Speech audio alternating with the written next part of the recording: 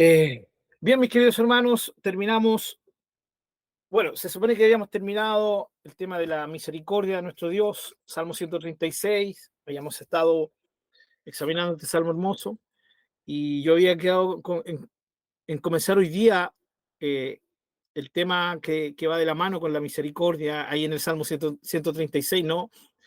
Es un salmo en donde se alaba la misericordia de Dios, pero el salmo, interesantemente, parte con alaben al Señor porque Él es bueno, ¿ya? Y porque para siempre su misericordia. Y ahí comienza a repetirse la alabanza, ¿cierto?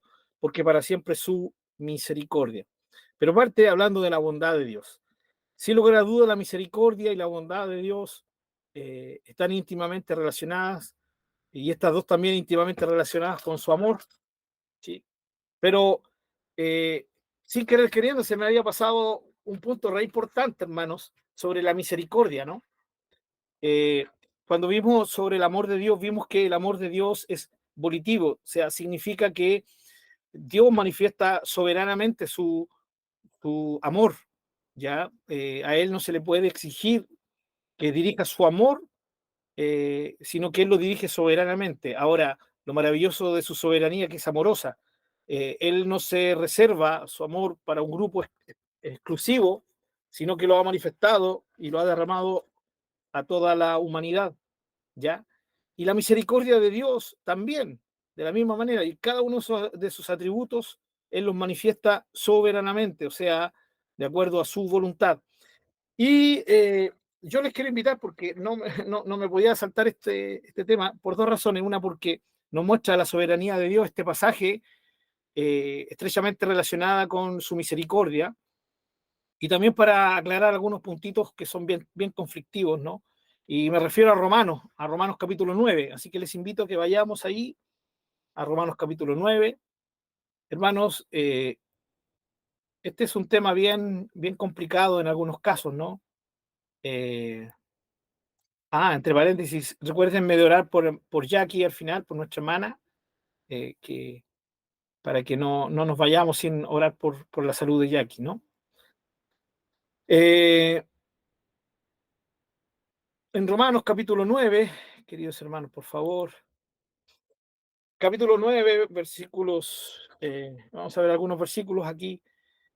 El apóstol Pablo acaba de terminar el tema de la exposición de la justificación por fe, por gracia. Y aquí entran estos últimos tres capítulos de lo que es la revelación de Dios a Pablo y de Pablo a nosotros por el medio del Espíritu Santo. Y aquí salen algunos pasajes bastante complicados, ¿no? No son complicados porque toda la palabra de Dios es bendición para nosotros, pero hoy día por el tema de la teología se ha complicado, ¿ya? Y tristemente hay muchos versículos de este pasaje, tanto del 9, capítulo 9, aún el versículo, capítulo 10, capítulo 11, que produce tristemente divisiones en la iglesia. Entonces, mi fin no es polemizar en esto, sino que es ver lo que la palabra de Dios nos quiere enseñar sobre él, ¿ya? Eh, Así que vamos a leer algunos versículos que tienen que ver con la misericordia, ¿no? Solamente un consejo, mis queridos hermanos, cuando lean capítulo 9, no se olviden nunca de leer, jamás se olviden de leer también junto al capítulo 9, el capítulo 10 y el capítulo 11.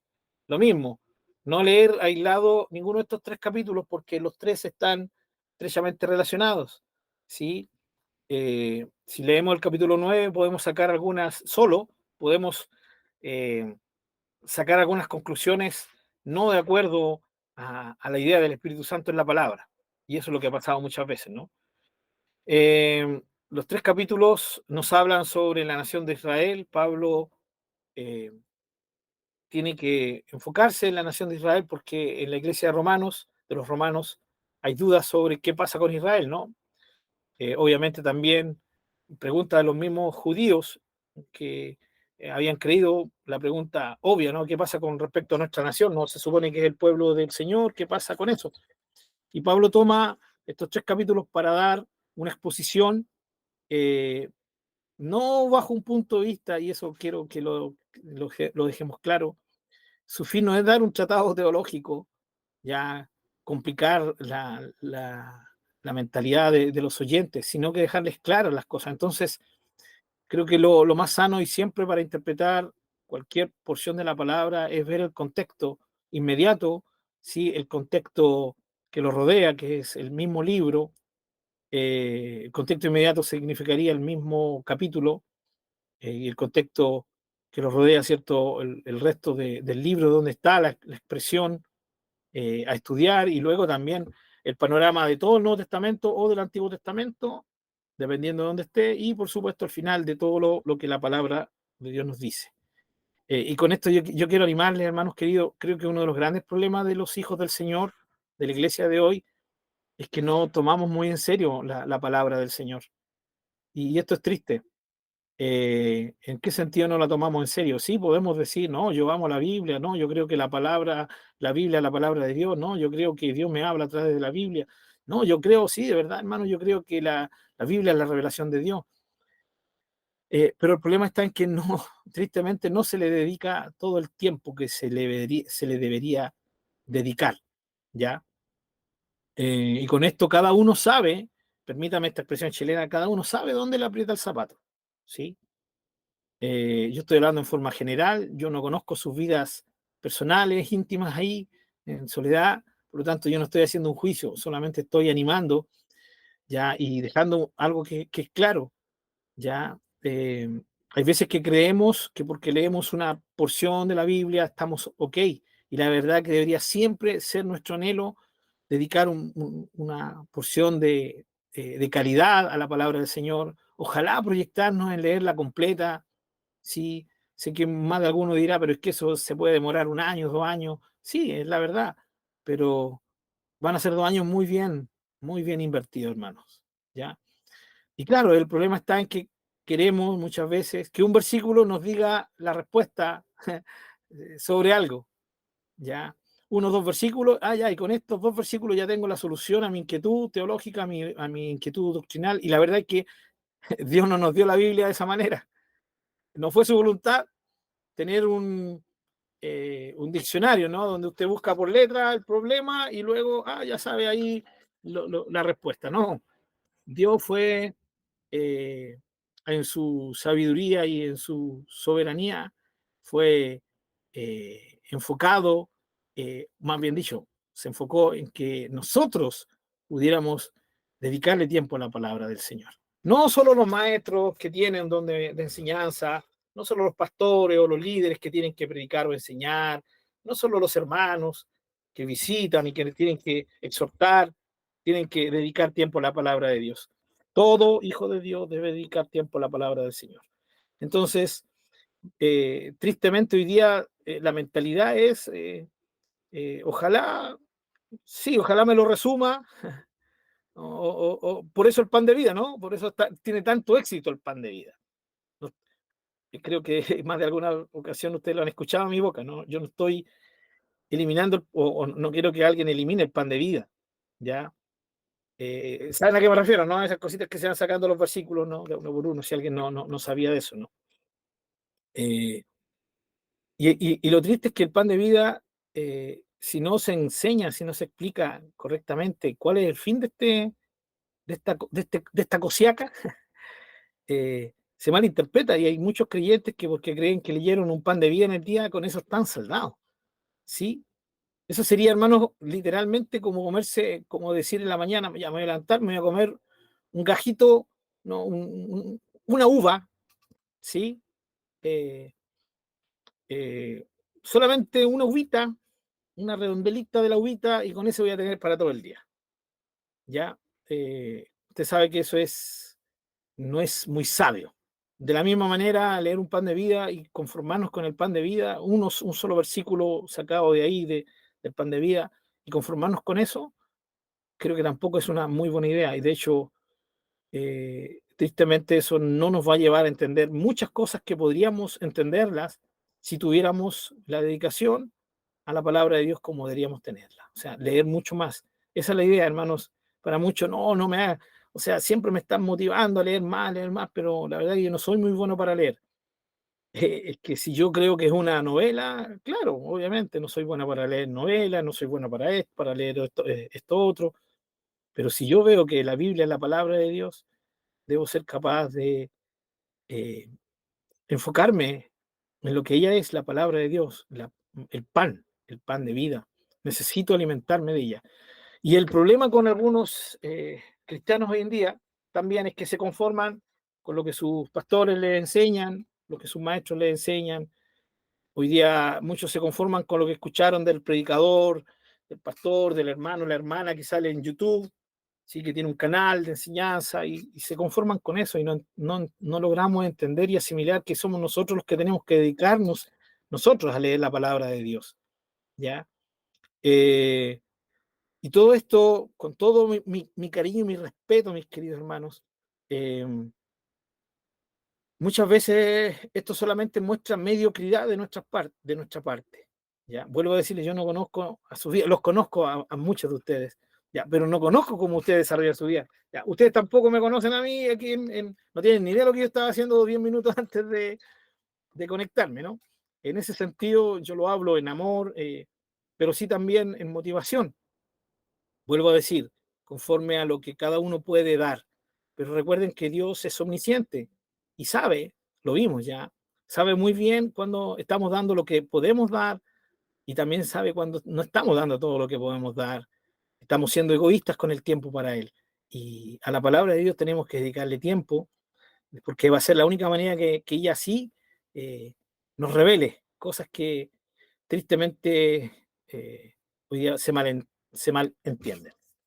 Disculpen eh, no sé si llamarle paréntesis, introducción, pero lo hago sencillamente para que nos animemos y para que entendamos que vamos a leer ahora algunos versículos, pero estos versículos en muchos casos son sacados de contexto, ¿ya? Y generalmente un versículo se toma y de ese versículo se hace toda una doctrina, no entendiendo que no es la idea de Dios, ¿ya? Entonces vamos a ver hoy día solamente lo que tiene que ver con soberanía y misericordia, ¿ya? Y esto está en Romanos 9, ¿sí? Eh, versículos 15 adelante, ¿sí? Dice pues a Moisés, dice, tendré misericordia del que yo tenga misericordia y me compadeceré del que yo me compadezca. Así que no depende del que quiere ni del que corre, sino de Dios que tiene misericordia. Porque la escritura dice a Faraón, para esto mismo te he levantado, para mostrar en ti mi poder y para que mi nombre sea anunciado por toda la tierra. De manera que de quien quiere tiene misericordia y al que quiere endurecer, endurece. Pero me dirás, ¿por qué pues sin culpa? Porque ¿quién ha resistido a su voluntad? Mas antes, oh hombre, ¿quién eres tú para que alterques con Dios? Dirá el vaso de barro al que lo formó, ¿por qué me has hecho así? ¿O no tiene potestad el alfarero sobre el barro para hacer de la misma masa un vaso para honra y otro para deshonra? ¿Y qué si Dios, queriendo mostrar su ira y hacer notorio su poder, soportó con mucha paciencia los vasos de ira preparados para destrucción, y para hacer notorias las riquezas de su gloria las mostró para con los vasos de misericordia que él preparó de antemano para gloria? ¿Sí? Eh, Estos son los versículos que para muchos se les complica, ¿ya? Eh, y yo los quiero compartir con ustedes bajo esta perspectiva, mis queridos hermanos, ¿ya? En primer lugar, en el capítulo 9, 10 y 11, en ninguna parte, absolutamente en ninguna parte, el apóstol Pablo menciona ya una idea que hoy día muchos tienen de que hay un grupo selecto de elegidos, ¿sí? Por un decreto absoluto de Dios, ¿sí? Independiente de cualquier otra cosa, sencillamente porque Dios le plació, Dios lo decidió así, sin tomar en consideración nada más que su voluntad, nada más que su decreto. Y es un grupo que está para salvación y otro que está para perdición, así de sencillo, Y la respuesta que se da muchas veces ante el cuestionamiento de esto es que es un misterio y que tenemos que asumirlo, ¿ya? Pero quiero dejar muy claro, mis queridos hermanos, que aquí en este capítulo, ni en el capítulo siguiente, ni en el 11, no hay sombra ni una pequeña ápice de que exista un grupo así, hermanos, ¿ya? De partida, estos tres capítulos tienen que ver con Israel, eso es contextual, está clarito el contexto, ¿ya? Y lo segundo, mis queridos hermanos, es que el contexto de Romanos claramente es que la salvación, la justificación, viene por medio de la fe, ¿sí? La palabra, el término fe, salvación por fe, abunda en Romanos mucho más que la salvación por gracia. ¿Y qué significa esto? Significa que yo estoy abanderándome con la fe, ¿ya? Y estoy desechando la gracia para nada, ¿ya? Sino que sencillamente ver el contexto del libro Romanos, que el énfasis de la salvación está en creer en el Señor, la fe en Jesús, y esto es debido a la gracia de Dios, ¿ya? No es por obras, y eso significa que es por gracia. La gracia de Dios ha provisto de que la salvación, la justificación sea por medio de la fe y no por las obras. No como creía Israel, que era producto de que ellos tenían linaje de Abraham. Y por eso, poco menos que Dios tenía la obligación y el deber de salvarlos. No importa lo que hicieran, ¿ya? Ellos tenían, el pueblo de Israel tenía ese pensamiento en el Antiguo Testamento, ¿ya? Yo soy israelita y no hay nadie que pueda cambiar esto, soy del pueblo de Dios y eso es lo que muchos creen, ¿no? Hoy en día, bajo otra perspectiva. Eh, entonces, lo que tenemos que ver claro es esto, ¿ya? Quiero dejar este fundamento para poder entrar al tema de la misericordia y la soberanía de Dios, ¿ya? Porque efectivamente la idea del apóstol Pablo es la misma idea del apóstol Juan. La palabra del Señor no se contradice, los hermanos expositores del Nuevo Testamento no se contradicen.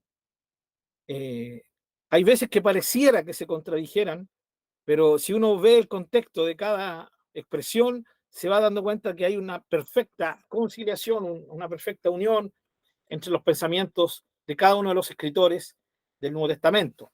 Ya muchos contrastan el pensamiento de Pablo con el pensamiento de Juan, y la verdad es que no hay ninguna contradicción real, ya cuando vemos el objetivo correcto en la palabra del Señor.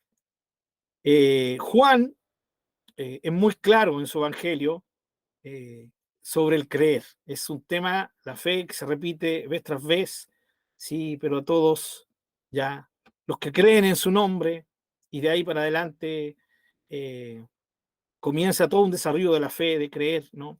Y lo mismo hace Pablo en sus cartas, y de una forma especial en este libro de Romanos, ¿ya? Y si hay algo que obviamente muchos de los que creen que Dios tiene algunos selectos para el cielo y otros que los decretó para perdición de antemano, sin ninguna posibilidad, ¿no? de que puedan ser salvos, ¿ya? No solo la lógica, no solo porque alguien podría decir que no nos podemos basar en la lógica. No es un tema de lógica, es un tema de la escritura, que la escritura claramente habla de que la fe, ¿sí? Es el medio de la salvación. Y justamente en Romanos capítulo 10 dice que la fe viene por el oír y el oír por la palabra de Dios. La palabra de Dios es la que produce la fe en los seres humanos, ¿ya? Produce la capacidad de creer. Es la palabra de Dios, ¿ya? Pero claramente en todo el contexto siempre está el recibir y el rechazar, ¿ya? Y en estos capítulos también. En el capítulo 11 habla de que por la incredulidad de Israel, ya Dios eh, ha hecho un, un pare, ¿no? En el trato con ellos. Ha sido endurecido el pueblo de Israel. eh, por su incredulidad, se habla de que ramas del olivo, sí, cultivado, que es el Israel espiritual, han sido desgajadas, algunos, ¿cierto? Cortados algunas ramas, ¿ya? También habla de que por la fe, nosotros, los que éramos gentiles, fuimos injertados, eso que sale en capítulo 11. Entonces, todo tiene que ver con creer o con no creer, con recibir o no recibir. Y en base a esto, este pequeño contexto, ya quiero centrarme en los versículos de la misericordia. Dios, para los que creemos en la soberanía de Dios, ya no, no vamos jamás a objetar, por ejemplo, ¿no tiene potestad el alfarero sobre el barro para hacer de la misma masa un vaso para honra y otro para deshonra? Y yo digo, amén, por supuesto. Creo en el poder de Dios y en su soberanía sobre mi vida, y Él puede hacer lo que Él quiera, yo lo creo, absolutamente. ¿Sí? Sobre eso. Eh, el punto está en querer, ¿sí? Creer que Dios solo le manifestó misericordia a un grupo solamente, porque eso lo hemos estado viendo ya en el Antiguo y en el Nuevo Testamento, cómo la misericordia de Dios se amplía a todo ser humano, ¿sí? Ahora, que hay seres humanos que rechazan su misericordia, eso también pasaba con el pueblo de Israel, ¿ya? Entonces, la soberanía de Dios, jamás un hijo de Dios la va a objetar. Aquí nosotros no creemos que le podemos decir al Señor, mira, haz esto porque soy tu hijo y porque tú prometiste, por lo tanto tienes que hacerlo a mi manera. Hasta necio se escucha eso, ¿no? No, los que vamos conociendo al Señor, su soberanía, su amor, su misericordia, nos rendimos ante su soberanía y decimos, Señor, que se haga tu voluntad como se hace en el cielo. Sí, así también se haga acá en la tierra. Y hay veces que tenemos que lidiar como nuestros hermanos con algunas enfermedades graves, ¿no? Pero el corazón encuentra calma al decir, Señor, tú eres soberano. Y nos sujetamos a tu soberanía, a tu soberanía. Entonces no hay ningún problema con esto. Esto no tiene nada que ver ya con que nosotros no creamos en la soberanía de Dios. ¿Ya? Y aquí el apóstol Pablo toma, voy del versículo ya 20 hacia arriba, ¿ya? Donde claramente el apóstol Pablo cita el Antiguo Testamento. ¿Ya? En Éxodo lo vimos varias veces, ¿no? Cuando Dios se revela a Moisés, ¿ya? Yo tendré misericordia del que yo tenga misericordia. O sea, Él es soberano en mostrar misericordia. Y yo ante eso digo, amén. Por supuesto. Dios, Señor, tú eres soberano para mostrarle misericordia a quien quieres. Si tú quisieras no mostrarle la misericordia a alguien, tú eres soberano y sabes por qué lo haces.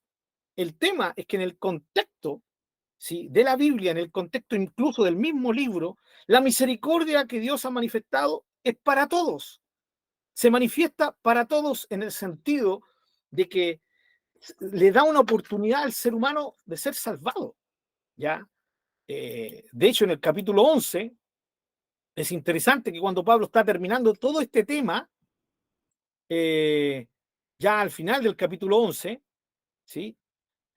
Dios, a través del apóstol Pablo, nos dice en el capítulo 11, versículo 32, ¿ya? 31, 32 dice, mejor 30, 30, 31, 32, ¿ya? 11, 30. Pues como vosotros también en otro tiempo erais desobedientes a Dios. O sea, ustedes y yo, hermanos queridos, pertenecíamos a ese grupo, ¿sí? Sobre los cuales estaba la ira de Dios. Eso lo vimos, ¿no? Pablo también, es la misma idea de Efesios. Somos, por naturaleza, por nacimiento, somos hijos de ira, que es un paralelo de vasos de ira en el capítulo 9, ¿no? Sin embargo, Dios nos dio la oportunidad de creer, nosotros creímos en el Señor. Eso fue un regalo de la gracia de Dios. No es nada que nosotros hayamos hecho, sencillamente recibimos el regalo, nada más que eso, ¿ya? Y dice el apóstol Pablo, vuelvo a leer el 30, pues como vosotros también en otro tiempo erais desobedientes a Dios, pero ahora habéis alcanzado misericordia por la desobediencia de ellos, ¿ven?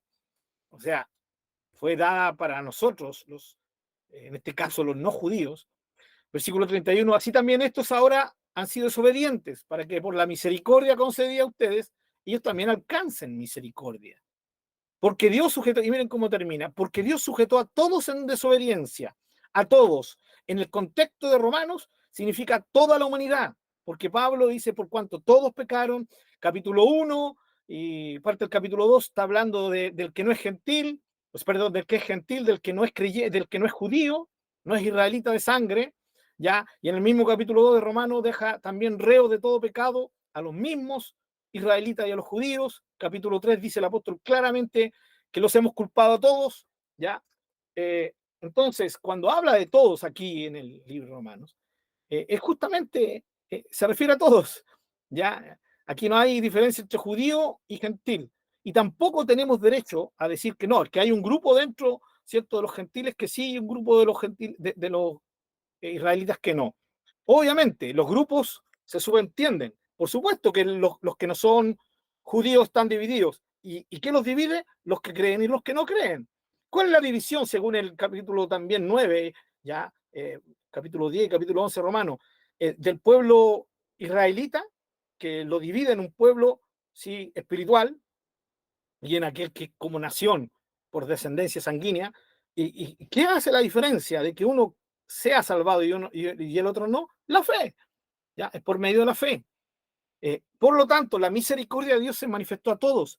Esta es la misericordia de Dios, esta es la gracia de Dios, que permite que la salvación sea por fe y no por un tema de descendencia sanguínea, ya no por un tema hereditario, ni tampoco por obras, sino sencillamente por la promesa, y la promesa tiene que ver con la fe, según Gálatas, ¿ya?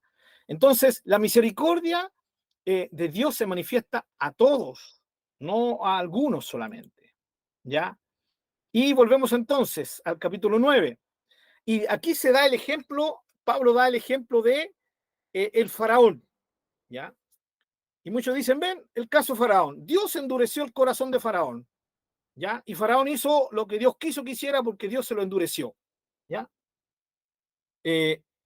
Pero vuelvo a decir la razón por la cual hice en antes el pequeño paréntesis o el pequeño recordatorio, ¿no? De la necesidad de leer toda la palabra de Dios, mis queridos hermanos. Porque cuando no tenemos un concepto general de la Biblia, no tenemos el panorama sobre algo que decidimos creer, sino que lo sacamos de un versículo, corremos grandes riesgos. Por eso es tan importante conocer toda la palabra del Señor. ¿Ya? Qué importante es a los hermanos nuevos enseñarles esto, para que no se transformen en mañosos como algunos de nosotros que después de años de conocer al Señor, recién decidimos dedicar tiempo a la palabra del Señor, un tiempo de calidad. ¿Ya? Así que si usted tiene un hermano nuevo por ahí, a quien tenga acceso, anímelo a que lea la palabra de Dios, a que dedique tiempo a leer la palabra de Dios. Así que la idea es esta. Vamos entonces a ver el contexto de toda la Biblia, porque si Pablo cita a Faraón, tenemos que ir entonces al Antiguo Testamento, al pasaje Faraón, para ver a qué se refiere con esto de que sí, Dios endureció a Faraón. Sencillamente Dios decidió tomar a Faraón y endurecerlo porque decidió hacerlo, sencillamente pasó por encima de sus sentimientos, de sus emociones, de su voluntad, y vino y lo endureció. ¿Es eso lo que Pablo quiere enfatizar aquí? ¿O es otra cosa? La idea de, del libro de Romanos también, el capítulo 1, ya sobre los gentiles, los que no son judíos, ya el Señor dice que justamente porque ellos decidieron no tener en cuenta a Dios, o sea, la dureza de su corazón, Dios los entregó, ¿sí? Los soltó. Dios no los soltó porque Dios quiso soltarlos, ¿ya? O porque Dios decidió soltarlos para que se perdieran. No, no, no. Romanos capítulo 1, versículo 18 en adelante, claramente la base de que Dios los suelte, que los entregue a sus propias pasiones y sus propios deseos, es porque ellos decidieron antes. Ellos se opusieron a Dios, rechazaron a Dios. Entonces vamos a ir al libro de Éxodo para examinar la historia de Faraón. Vamos a ir a Éxodo capítulo 4 en adelante, ¿ya? Hermanos, cada uno de estos temas es un tema en sí mismo, ¿ya? Entonces yo estoy tratando de hacerlo un poquito resumido para no desviarnos de la esencia de nuestro Dios, ¿no? Del carácter de Dios, de conocer a nuestro Señor. Pero tenemos que justificar en este caso la misericordia de Dios. Dios decide sencillamente por decreto no mostrarle a algunos la misericordia. Sencillamente, eh, mira Laura, no te voy a mostrar misericordia. ¿Y por qué, Señor? Porque no quiero. Eso lo puede hacer un ser soberano y Dios soberano. Pero ese no es el Dios que nos muestra la Biblia, o por lo menos no es como no, Dios se muestra a sí mismo a través de la Escritura. Bien, ojalá que todos tengan Éxodo 4, vamos a partir con el capítulo 4, versículo 21, y ahí vamos a ir leyendo algunos versículos. Ustedes lo pueden después leer más detenidamente en sus casitas, ¿ya? Espero que lo tengan, ¿ya? Capítulo 4, versículo 21. Si alguien lo puede leer, sería genial.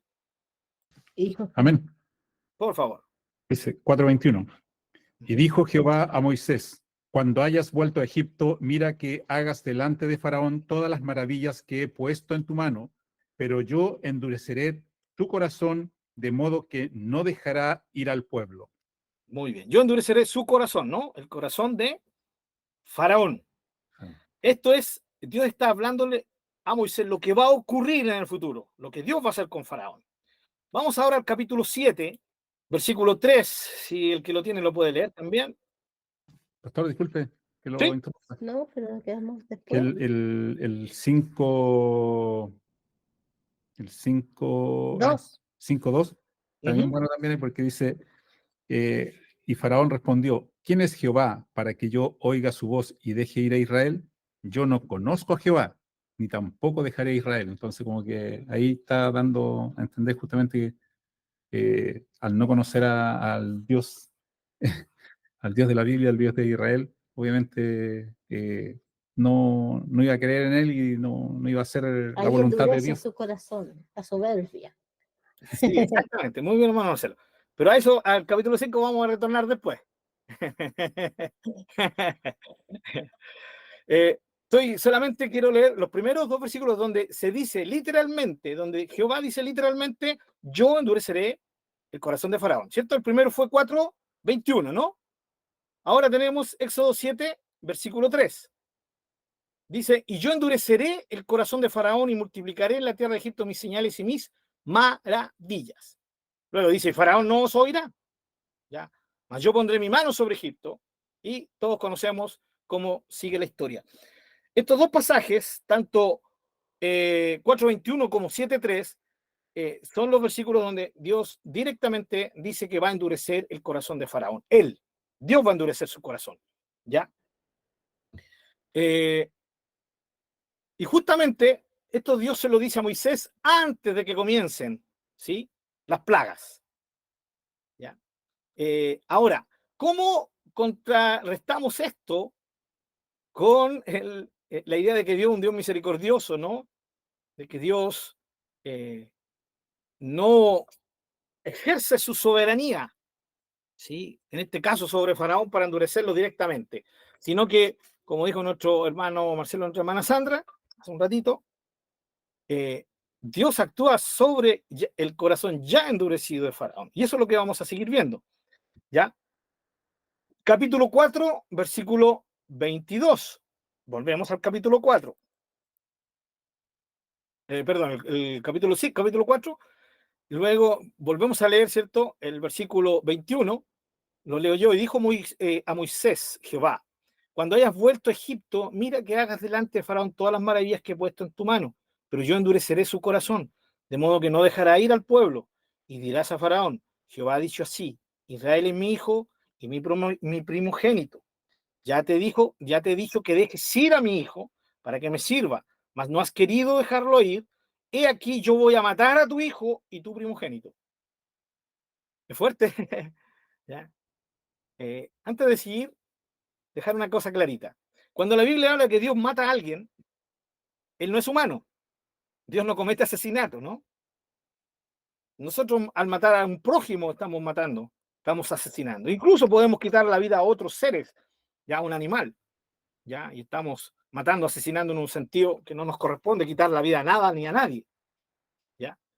Pero Dios cuando dice en este caso, voy a matar a tu hijo, en el caso de Dios, que es el soberano, el dador de la vida, sencillamente lo que quiere decir eso es que Dios le va a quitar la vida al hijo de Faraón, ¿ya? Por lo tanto, no tenemos que ver o juzgar a Dios bajo una perspectiva humana, ¿ya?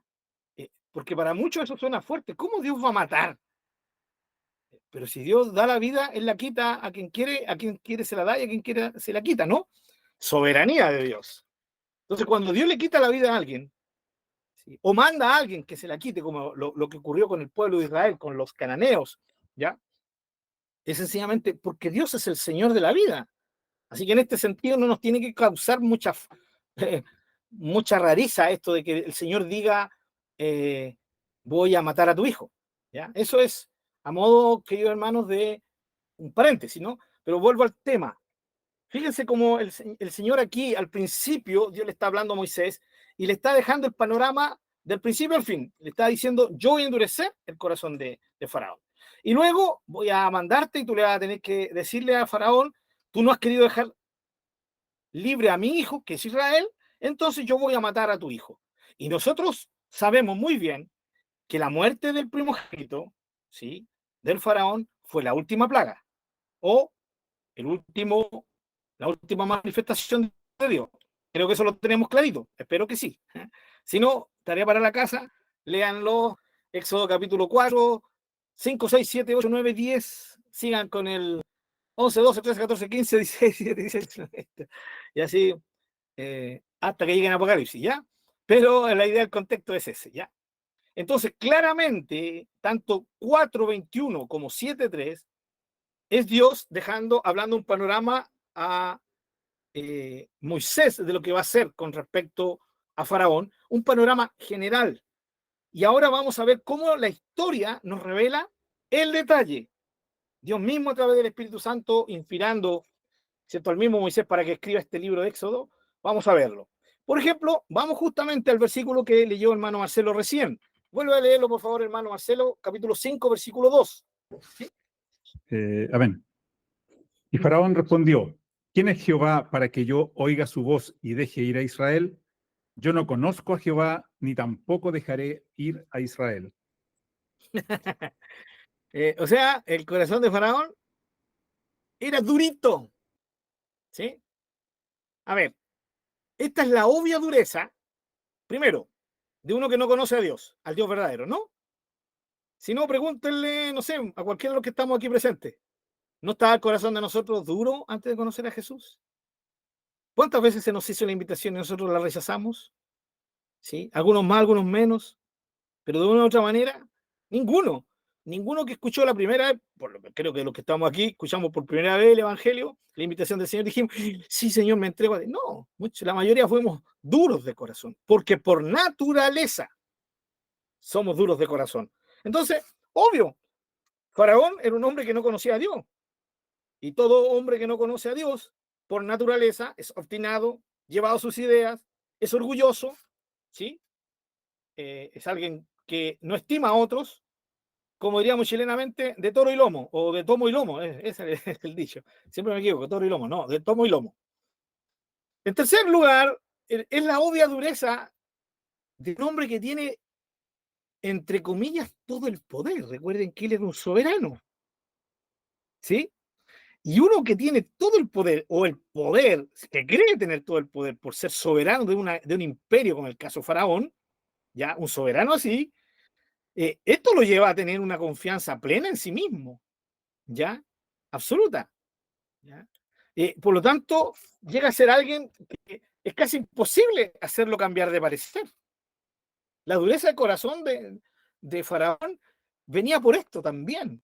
Era una reacción, la dureza del corazón de Faraón era una reacción absolutamente natural en su estado, ¿ya?, de creerse, ¿cierto?, dueño de tanto poder. Aparte, era uno que confiaba en sus propios dioses y creía que lo apoyaban plenamente, porque los primeros milagros, las primeras señales que hizo Moisés, ustedes se recordarán, los brujos, ¿cierto?, los magos, copiaron esos milagros. Entonces, eso hacía que el corazón de Faraón se endureciera más todavía, ¿ya? Entonces era un tipo que tenía el respaldo, según él, de sus propios dioses. Aparte, el Faraón era un rey dios. Él creía que tenía naturaleza divina, ¿ya? Por lo tanto, nadie podía contradecirlo, menos decirle lo que había que hacer, menos un representante de un pueblo esclavo. O sea, la dureza de Faraón ya claramente estaba en él, ¿sí? No necesitaba ninguna influencia de Dios para endurecer su corazón, ¿ya? Era una obvia reacción la dureza del corazón. ¿ya? Absoluta responsabilidad personal, sin necesidad de una influencia externa. Era una inamovible dureza de corazón. ¿Por qué digo esto, mis queridos hermanos? Porque hay que entender entonces en el contexto de que eso que cuando Dios dice voy a endurecer el corazón de Faraón, ¿sí? El corazón de Faraón ya estaba endurecido. Era un corazón duro, ¿no? Capítulo 5, ¿sí? Versículo 3 y 4. Hermano Marcelo, ya que está ahí, por favor, lo puede leer. 5, versículos 3 y 4. Sí. Y ellos dijeron, el Dios de los hebreos nos ha encontrado. Iremos pues ahora camino de 3 días por el desierto y ofreceremos sacrificios a Jehová nuestro Dios para que no venga sobre nosotros con peste o con espada. Entonces el rey de Egipto les dijo, Moisés y Aarón, ¿por qué hacéis cesar al pueblo de su trabajo? Volved a vuestras tareas. Dijo también Faraón, he aquí, el pueblo de la tierra es ahora muchos y vosotros les hacéis cesar de sus tareas. Hasta el, me dijo. Hasta ahí nomás, hasta ahí nomás. Ah, Fíjense, la dureza de Faraón, más encima se endurece porque ve que sus esclavos dejan de trabajar, por mano, ¿no? ¿Cómo se pone el corazón de un, no sé, de un gerente cuando ve que sus trabajadores no están trabajando? ¿Te cree que los gerentes de alguna empresa, los patrones de algún lugar, cuando se le levantan en protesta, sí, y se niegan a trabajar por sindicato, por lo que sea, ¿te cree que están felices? No. Entonces, más encima, los esclavos se estaban sublevando. Con mayor razón la dureza del corazón de este hombre, ¿ya? Con mayor razón la dureza del corazón de este hombre, ¿ya? Ahí Bastián nos estaba diciendo algo. Termino, Bastián, con la idea y por favor ahí nos comentas, ¿ya? Seguimos entonces, capítulo 7, versículo 13, y aquí quiero que por favor lo veamos. Recuerden, Dios dijo, endureceré el corazón de Faraón, pero hasta ahora no se ha dicho nada que Dios lo hace. Todo lo contrario, se nos está mostrando ya un corazón endurecido el de Faraón, ¿sí? Por sí mismo, por las circunstancias de él. Capítulo 7, vamos a leer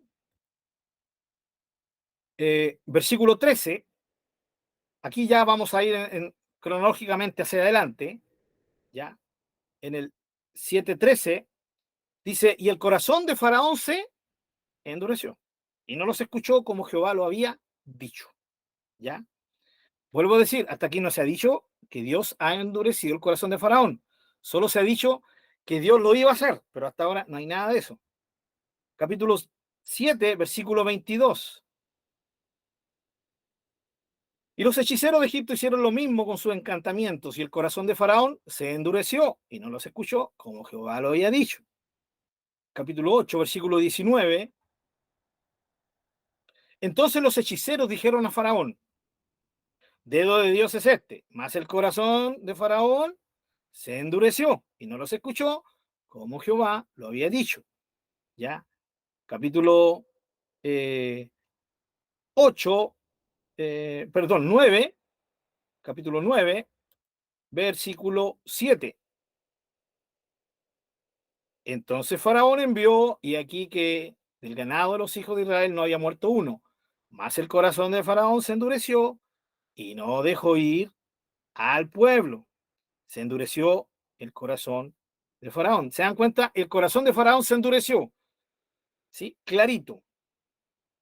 El capítulo 8, voy a volverme un poquito, porque hasta ahora lo que hemos leído es que dice, el corazón de Faraón se endureció. Pero fíjense que estos versículos, capítulo 8, versículo 15, son mucho más enfáticos, en el mismo contexto.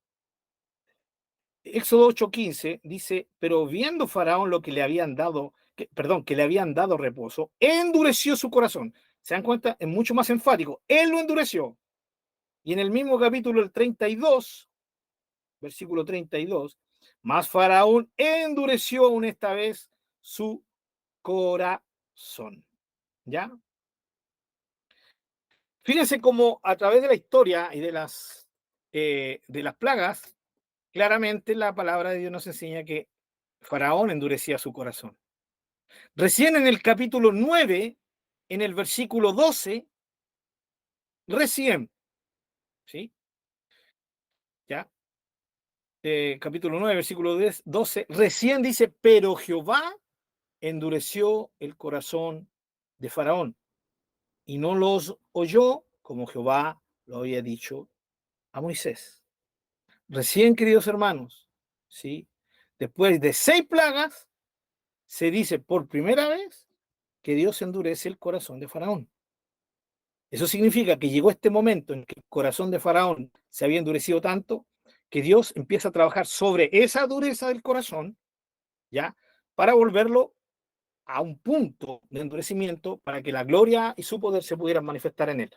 Pero aquí se nos deja clarito que Dios no actuó, ¿sí? Por sobre la voluntad de Faraón para endurecerlo, no. La voluntad de Faraón fue endurecer su corazón, ¿ya? Así que vemos aquí, hermanos queridos, que el endurecimiento del cual habla la Escritura en el contexto del corazón de Faraón es que Dios endurece el corazón de Faraón, ¿sí? Usando como base el propio endurecimiento del corazón de Faraón, ¿ya? Después, en el capítulo 10, de allá es Dios quien toma las riendas. Capítulo 10, versículo 1, Jehová dijo a Moisés, entra a la presencia de Faraón porque yo he endurecido su corazón. Versículo 20, pero Jehová endureció el corazón de Faraón y este no dejó ir a los hijos de Israel. 27, pero Jehová endureció el corazón de Faraón y no quiso dejarlos ir. Entonces, espero que esté clara la idea de que en el contexto de la palabra de Dios, Jehová endurece el corazón de Faraón, ¿sí? Y trabaja sobre un corazón ya endurecido, ¿sí? Eso es muy importante para entender la cita que hace Pablo del Faraón, que es lo que estábamos viendo en Romanos capítulo 9, donde quiero que por favor volvamos, ¿ya? Para entender el contexto, ¿sí? Entonces, yo tendré misericordia del que tenga misericordia y endureceré al que quiera endurecer. Y nosotros decimos, amén, por supuesto, ¿ya? Pero Dios lo hace, ¿sí? Siempre, siempre permitiendo al hombre tomar otra decisión, excepto cuando ya deciden, en definitiva, rechazar a Dios, que es lo que vimos en Romanos capítulo 1, versículo 19, 20 hacia adelante, que está en el mismo contexto, ¿no? Bien, Chinito, ¿estás por ahí? Por favor, habías hecho un comentario. A ver si nos compartes, por favor. Hola, hola, ¿qué tal? ¿Cómo están? Un gusto saludarte. Igual, siempre. No, que sumaba a lo que decías tú, que al final hay una cuestión que tiene que ver con la, ¿no es cierto?, con la voluntad del hombre, y ahí es perfecto porque yo lo interpreto de una manera muy similar, pero en esta línea de que finalmente el escritor, ¿no es cierto?, en este caso Moisés, nos dice, y Dios endureció el corazón, ¿no es cierto?, de Faraón, pero va por un contexto que al final es indirecto. ¿A qué va lo indirecto? Es que al final él haber, ¿no es cierto?, visto por obra de Dios, ¿no es cierto?, todas las señales y todas las cosas que han pasado, él se enfurece, digamos, por así decirlo, y siempre generalmente cuando la escritura nos muestra la misma situación varias veces repetitivo, va generando este grado de increciendo, como se llama musicalmente, o sea que va como aumentando, y en ese nivel de énfasis, la escritura nos quiere decir, y Dios endureció el corazón de Faraón, pero no es que Dios actuó para, quizás necesariamente para endurecer a Faraón, sino que nos está mostrando que por todos los actos de que Dios realizó por medio de las plagas, endureció el corazón de Faraón en su reacción, ¿no?, digamos, voluntariamente hacia endurecer o oponerse al plan de Dios, que ya lo vio, ya lo entendió y se opone, así como siempre lo hacen, digamos, todos los antagonistas bíblicos. Sí, sí. Gracias, Bastián. Efectivamente, ¿no? Ese es lo que dijo justamente un increyendo, ¿no? Y que es, interesantemente, lo mismo que ocurre, ¿sí?, con el pueblo de Israel, un pueblo que ve toda la grandeza de los milagros de Dios, a pesar de eso, endurece el corazón, ¿no? Al punto de que cuando llega el Mesías lo rechazan. Pero efectivamente, como dice Bastián, ya la dureza del corazón de Faraón, sin lugar a dudas, fue producto de ese furor, de esa soberbia, ¿no?, en reacción a tantas obras que Dios había hecho. Ya las primeras 6 plagas, ya la mitad de ellas no habían podido ser duplicadas por los hechiceros. Ya se conoce un poco el contexto de que cada una de las plagas fue un golpe a uno de los dioses ya del panteón egipcio, en otras palabras, demostrándole a Dios que los dioses de él, de Faraón, no tenían absolutamente nada que ver con él. Así que, sin lugar a dudas, mis queridos hermanos, y este es el contexto que tenemos que ver en Romanos capítulo 9, para no malinterpretar estos versículos creyendo de que dicen que Dios aquí, porque dice que Él tiene misericordia de quien quiere tener misericordia, y el que quiere endurecer, endurece, significa que Él tiene 2 grupos de personas en la humanidad. ¿Sí? Los que Él determinó por decreto absoluto de que son salvados, y los que determinó por decreto absoluto de que están perdidos y no tienen ninguna opción, aunque les prediquemos, aunque les hablemos, se van a perder sí o sí, porque Dios los decretó, ¿sí? Decretó que ellos se van a perder. Entonces, ¿y por qué hago mención de esto? Porque la idea de Pablo es justamente mostrarnos una soberanía misericordiosa, como lo vimos en delante. La soberanía de Dios es misericordiosa. Dios soberanamente, ¿sí? Soberanamente, en su plena soberanía, decidió que la salvación, la justificación, no fuera por medios humanos, sino por medios, ¿sí?, que Él nos daba, que es por medio de la fe, para que todo ser humano tuviera acceso a esta salvación. De hecho, el capítulo 10 repite vez tras vez, ¿sí? El que cree, el que invoque, la fe viene por el oír por la palabra de Dios. ¿Cómo creerán si no hay quien les predique? La motivación a predicar, ¿sí?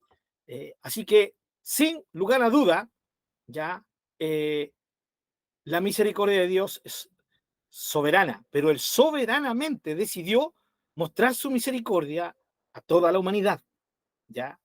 Y en este caso, en el contexto de Romanos 9, 10 y 11, que el contexto es Israel, ¿sí?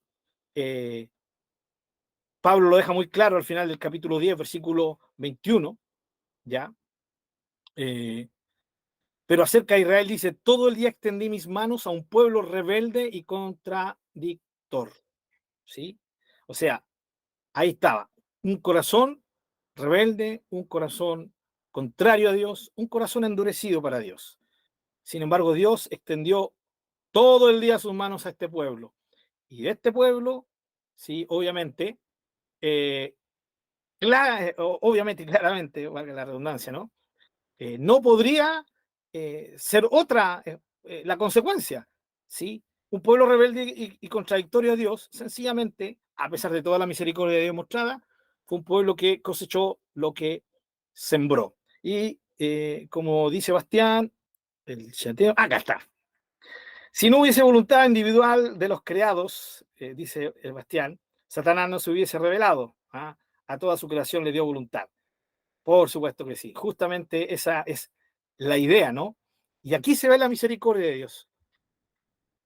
Volvemos a decir cómo termina maravillosamente el pasaje de Romanos 9, 10 y 11, es que Dios quiere manifestar su misericordia a todos.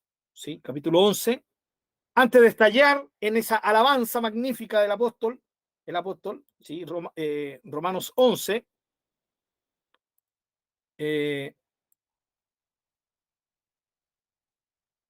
¿dónde estás? Romanos 11, 32, porque Dios sujetó a todos en desobediencia para tener misericordia de todos. Así termina capítulo 9, capítulo 10 y capítulo 11, que son absolutamente una misma idea, un mismo contexto, no se pueden separar.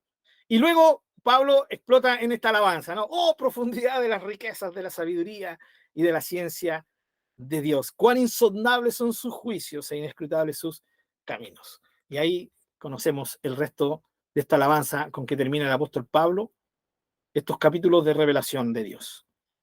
Bien, mis queridos hermanos, la idea entonces es centrarnos en nuestro Dios, que es un Dios soberano y que aquí en Romanos capítulo 9 muestra su soberanía, ¿sí?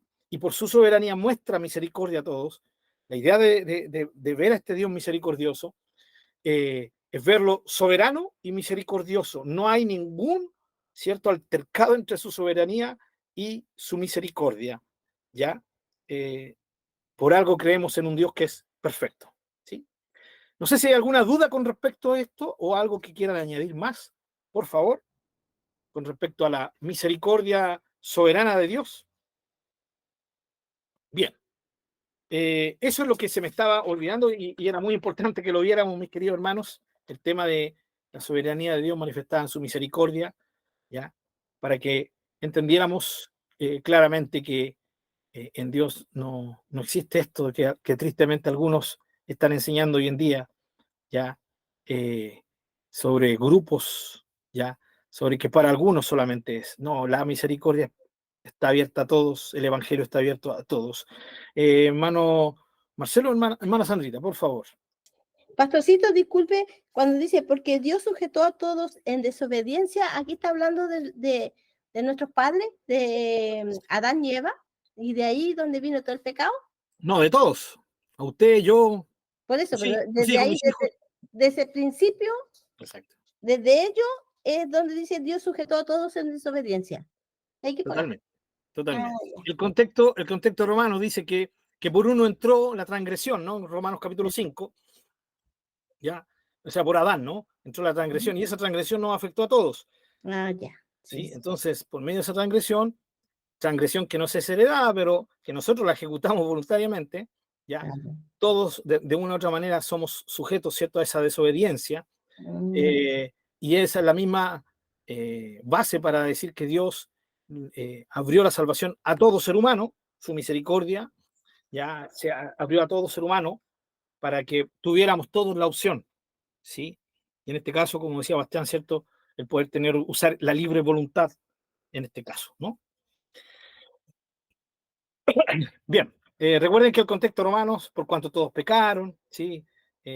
A todos se les culpa de pecado, esa es la idea. Y con esa idea termina Pablo, justamente la sección ya de revelación, porque luego en el capítulo 12 usted y yo sabemos ya que comienza la parte práctica, ¿no? La parte práctica de cómo poner en práctica todo lo aprendido. Bien,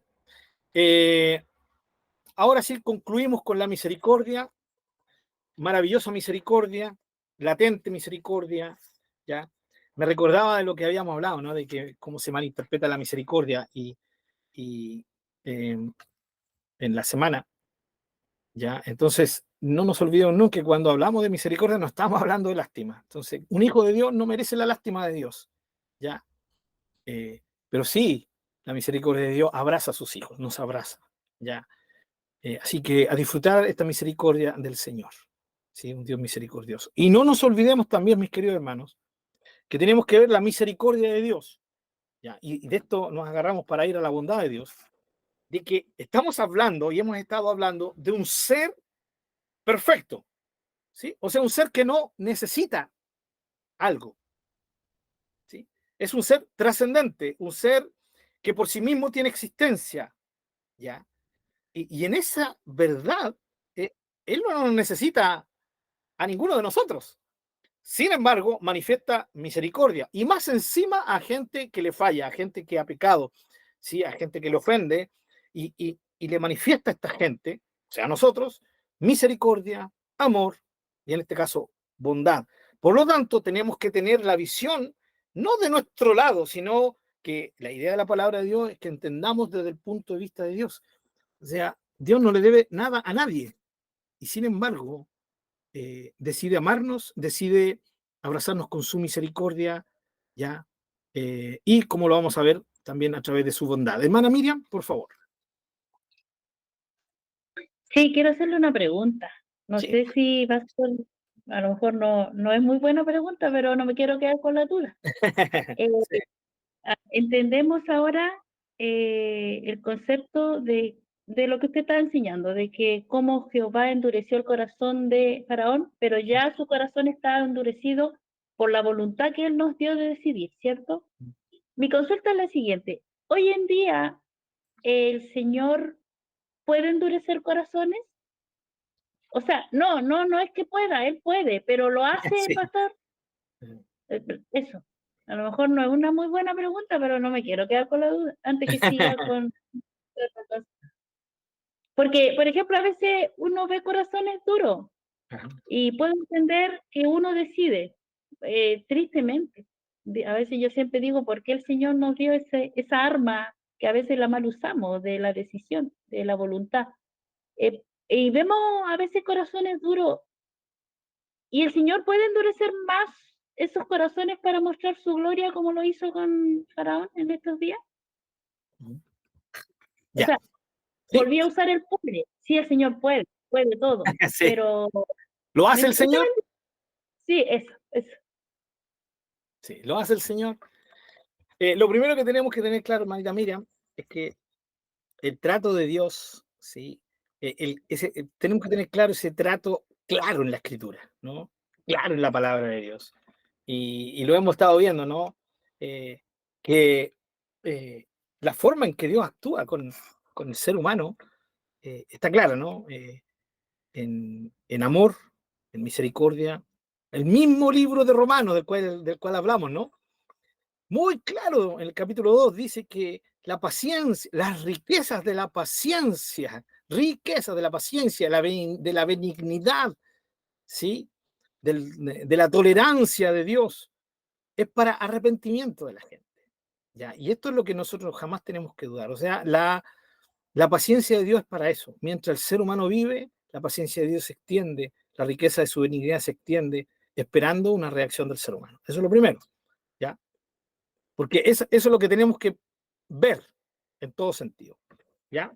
Y bajo esta premisa podemos responder a lo que nos preguntaba, lo que usted preguntaba, hermana Miriam, ¿no? Por supuesto que Dios puede hacer lo mismo que hizo con Faraón con cualquier ser humano. Por supuesto, si Él es soberano. Aparte que hemos visto que Dios no es injusto al endurecer, no fue injusto al endurecer el corazón de Faraón, para nada. ¿Ya? Entonces, en este sentido, Dios lo puede hacer, por supuesto que puede hacerlo. Ahora, la pregunta es, ¿lo hace? La verdad es que no hay, hoy día yo no podría dar un ejemplo de alguna persona, porque yo, ni nadie de los que estamos acá podríamos conocer el corazón o lo que Dios está haciendo con mucha gente, ¿no? Pero sí, en el Romanos capítulo ya 1, habla de qué es lo que hace Dios con la gente, que sí lo citamos también, y cortito quiero ir ahí, ya en Romanos capítulo 1, del versículo 19, ¿no? El ser humano, aquí Dios dice que Dios le ha dado testimonio al ser humano, ¿ya? Y aquí Pablo está hablando de los que no son de la humanidad en general, a diferencia de los judíos con los cuales va a tratar en el siguiente capítulo, ¿ya? Luego de decir todo lo que hicieron, profesaron ser sabios, se hicieron necios, habiendo conocido a Dios, no le glorificaron, su necio corazón fue entenebrecido, ¿ya? Romanos 1:24 dice, por lo cual Dios también los entregó a la inmundicia en las concupiscencias de sus corazones, de modo que deshonraron entre sí sus propios cuerpos. Aquí tenemos toda una descripción. Vuelve en el versículo 26, dice, por esto Dios los entregó a pasiones vergonzosas, ¿sí? Y el versículo 28, y como ellos no aprobaron tener en cuenta a Dios, noten bien, ellos no aprobaron tener en cuenta a Dios, Dios los entregó. 3 veces ocupa Pablo la misma expresión, los entregó, los entregó, los entregó, ¿ya? Entonces, esto es algo, es como un paralelo a lo que ocurrió con Faraón, en el sentido de que Dios, ya, en este caso, actúa con gente entregándolos. De hecho, todo ser humano, nosotros estábamos entregados a eso, ¿no? A una vida absolutamente licenciosa. Lo que pasa es que no nos tenemos que olvidar de 2 cosas, mis queridos hermanos. Nunca nos tenemos que olvidar de que si yo tal vez no fui muy malo, según mi concepto, ¿ya? No es que yo nací en el Evangelio, ¿sí? Y nací en cuna de oro, así que yo no conocí mucho el mundo y así que yo no fui malo. La Biblia dice que ante la santidad y la perfección de Dios, todo ser humano, un pecado ya nos arruina absolutamente toda nuestra comunión con Dios, y ese solo pecado, ante la santidad absoluta de Dios, ¿ya? Y ante la justicia absoluta de Dios, ya merecemos ya el castigo eterno, ¿ya? ¿Por qué no lo vemos así? Porque siempre lo estamos viendo de nuestro punto de vista, ¿no? Poniéndolos al lado con otras personas, otros seres humanos. Pero nuestro parámetro no tienen que ser otras personas, tiene que ser Dios, ¿ya? Entonces, de una u otra manera, todos fuimos o tuvimos acceso a la maldad. Otros mucho más que que unos, sí, pero de una u otra manera, hemos experimentado el mal. Y la verdad es que si se hubieran dado las circunstancias, los que tal vez, entre comillas, decimos no fuimos tan malos, si se hubieran dado otras circunstancias en nuestra vida, lo más probable es que si hubiéramos caído muy, muy bajo. ¿Ya? Yo digo, siempre digo esto, hermanos. Alguien podría decir, a ver, yo no soy algún pecado, ya, yo no soy ladrón. Ya me enseñaron bien mis papás. ¿Ya? Es el punto. Mis papás me enseñaron bien. ¿Sí? Pero yo le aseguro que si no hubiéramos estado tal vez dentro de una sociedad familiar donde me enseñaran bien, yo hubiese sido ladrón. ¿Por qué? Porque la esencia del pecado está en todos nosotros. Y esta esencia del pecado es la que se manifiesta en pecados, en plural. ¿Ya? Por lo tanto, si alguien dice, no, yo no jamás haría eso, jamás haría lo que esta persona hizo o esta persona no hizo. Hermanos queridos, eso es tener una muy mala perspectiva de lo que somos por naturaleza seres humanos. ¿Ya? Así que, hermana Miriam, yo no podría dar un ejemplo de alguien ahora en este tiempo. Nadie lo podría dar porque nosotros no conocemos el corazón del ser humano. Pero si Dios entrega y sigue entregando a la gente la oportunidad de ser salvados, pero también el Señor no va en contra de la decisión personal. Eso es lo que significa que Dios los entregó sin antes decir que ellos, porque no aprobaron tener en cuenta a Dios, Dios los entregó una mente reprobada, ¿no? Eso es muy importante que lo tengamos en cuenta. Ya, ellos cambiaron la verdad de Dios, sí, por la mentira. Ya, ellos fueron los que cambiaron la gloria del Dios incorruptible en semejanza a imagen de hombre corruptible. Ya, así que eso, mi querida hermana Miriam, hacer lo que Dios hizo con Faraón al decir sí puede, pero no tenemos ningún caso hoy actual, pero sí tenemos este caso de lo que hace Dios cuando entrega. Por eso tal vez usted dice que nosotros vemos a gente con corazón muy endurecido, por supuesto. Lo que jamás tenemos que olvidar, que cada vez que escuchamos la invitación del Señor y la rechazamos, significa que el corazón se va endureciendo más y más y más. ¿Ya? Y ahora, en esto hay muchas cosas que influyen, por mano. Hay gente que ora mucho por uno, ¿no? Ora por otros, ¿sí? En fin, cosas que para nosotros, para nuestra mente finita, no tendríamos ni idea de las cosas que pueden influir, los factores que pueden influir. Lo que sí, siempre tenemos que tener claro, valga la redundancia, en lo que está claro en la Escritura. La opción para salvación está a todos, ¿sí? A todos. No estamos, usted y yo no somos salvados porque fuimos mejores, no estamos aquí en este estudio porque fuimos mejores o somos mejores que el pecador de nuestro vecino, la pecadora del compañero de la compañía de trabajo, no, para nada. ¿Ya? Es la gracia, es la fe, es la misericordia de Dios actuando, ¿no? Eso, mi querida hermana Miriam, espero que haya contestado, aunque sea en parte, ¿no? La pregunta. No, gracias, pastor. Sí, me quedó muy claro. Entonces, por eso decía, cómo actuaba el Señor en ese corazón tan endurecido. Y bueno, uno ora por ellos, uno ora por su familia, por sus Eso. parientes. Y igual da tristeza pues, cuando los corazones están burlándose y negándose, como hay otros que no. Tengo hermanas que sí reciben, pero me quedó clara su respuesta, pastor, gracias. Sí, creo que su caso es de todos de una u otra manera, hermana querida. Siempre estamos viendo y vemos hacia el lado y vemos a gente muy cercana a nuestra que aparentemente han decidido ignorar absolutamente a Dios. Nunca debemos dejar de orar porque lo que tenemos que hacer es justamente eso, ¿no? Es orar. Así que ánimo en eso, mi querida hermana Miriam. Recordemos que, como dice el apóstol Pablo, muchos de nosotros éramos eso cuando describe una lista de pecados tremendos, ¿no? Así que siempre hay esperanza para esa gente por la cual oramos. ¿Hay hermana Miriam o hermano Yo, Marcelo?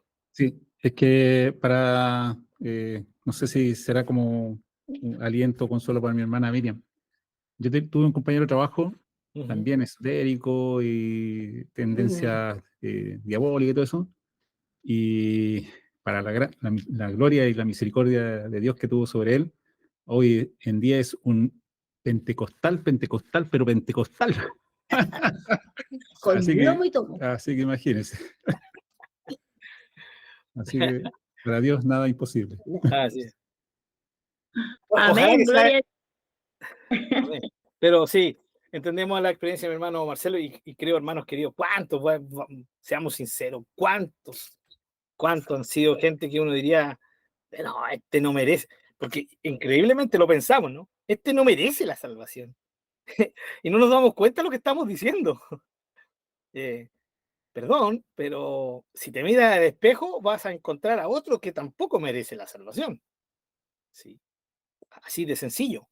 A mí me complica cuando se trata de excusar al, al delincuente que fue crucificado al lado del Señor, ¿no? Y que, entre comillas, defendió a Jesús. ¿Se recuerdan, no? Entonces, me complica cuando hay predicadores o hermanos o hermanas que tratan de como bajarle el perfil a este, ¿no? Como que no era tan malo, ¿sí? Que ese delincuente lo más probable es que haya estado ahí porque no merecía estar ahí, tal vez mató a alguien, ¿no? Sin querer queriendo y por eso Entonces, tratamos de ser abogados del pecador y nosotros no somos llamados a ser abogados de ningún pecador. De hecho, los pecadores, ninguno de nosotros tiene ningún abogado que nos pueda defender, solo el Señor Jesucristo, ¿no? Entonces, ¿por qué creer que ¿cierto? El delincuente que se burló de Jesús era más malo que el que lo defendió? Creo que eso no va con respecto a la Escritura. La Escritura nos dice todo lo contrario. No hay ningún problema en creer que los dos eran muy, pero muy malos. Está, y en lo que hemos estado hablando Romanos. Uno creyó y el otro no creyó. ¿Sí? Porque, entre comillas, el que defendió al maestro, más que defenderlo, fue una confesión que hizo ese hombre, ¿no? Ya. En primer lugar, confiesa su pecado. Y nosotros merecemos, o sea, él mismo lo dice, yo merezco estar aquí. Por lo tanto, si él sabía que merecía estar ahí, está muy claro que no era un pancito de Dios, ¿sí? Que por cosas de la injusticia de la vida estaba ahí. No, él sabía, asumió eso, ¿sí? Tú y yo merecemos estar aquí. Segundo, reconoció que Jesús era justo, ¿ya? Que no merecía estar ahí. Y en tercer lugar, reconoce que él es el Mesías, ¿no? Dice, porque cuando vengas en tu reino, o sea, claramente él declaró, hizo una confesión, sí, de lo que él creía, ¿ya? Iba a decir confesión de fe, pero ya ustedes saben que el tema de confesión de fe se malinterpreta, ¿no? Pero eso es exactamente lo que él hizo, ¿ya? Cada vez que nosotros le entregamos nuestra vida al Señor, tenemos que hacer en ese sentido una confesión de fe. No se refiere a la oración, ¿cierto? Guiada, que en algunos casos ha sido efectiva, en otros no, ¿ya? El tema es que lo hagamos de corazón y este hombre lo hizo claramente de corazón. Entonces, sí, mi hermana Miriam, digo amén a lo que comentó mi hermano Marcelo. Se me ha pasado la hora, pero era importante el tema de ver esto de la misericordia y la soberanía de Dios. Hermanos amados, no se olviden que la idea es amar la soberanía de Dios, es disfrutar la soberanía de Dios. Por eso yo les decía, cuando leemos los Romanos, y Romanos 9, y donde dice, ¿quién eres tú que alterca contra Dios? No, yo no alterco contra Dios. Tú eres soberano, haces lo que quieres, Señor. Aunque me cuesta sobrellevar lo que tú permites que yo sobrelleve, al final igual termino inclinando mi cabeza, mi cuerpo, y digo, Señor, amén. ¿Sí? Y me aferro a su promesa de que Él nunca va a permitir, ¿sí? Que haya más peso sobre mis espaldas que las que yo pueda llevar, ¿sí? Entonces, pero eres soberano, Señor, soberano.